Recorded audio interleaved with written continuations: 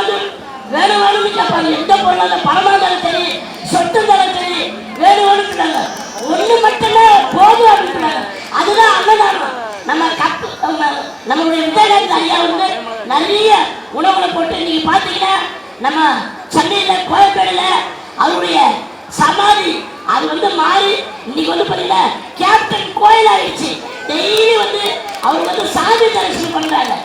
இந்த ஒன்றே போதும். அதனால நம்முடைய விஜயபிரபாகர் அவர்களுக்கு நம்முடைய புருஷத்தில் ஓட்டு போட்டு அவர் ஜெயிக்க வச்சுன்னா நம்முடைய நாடாளுமன்றத்தில் தமிழ்நாட்டில் என்ன அடிப்படை வசதி வேணுமோ அது எல்லாமே செய்து தர்றாரு.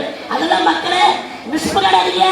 ஏற்கனவே கேப்டன் ஐயா வந்து முதலமைச்சரை ஆக வேண்டியது மிஸ் பண்ணிட்டீங்க. அதனால அவருடைய வாரிசை தயவு செய்து விட்டுறாதீங்க. புருஷத்தில் ஓட்டு போட்டு அவருக்கு ஜெயிக்க வைக்கணும். ஆமா, ஓகேவா? ஜெயிக்க வைப்பீங்களா? பாத்தீங்கன்னா நம்முடைய அதிமுக தேமுதிகவுடைய கூட்டணி நம்ம எடப்பாடி பழனிசாமி ஐயாவுடைய கூட்டணி இருக்காங்க.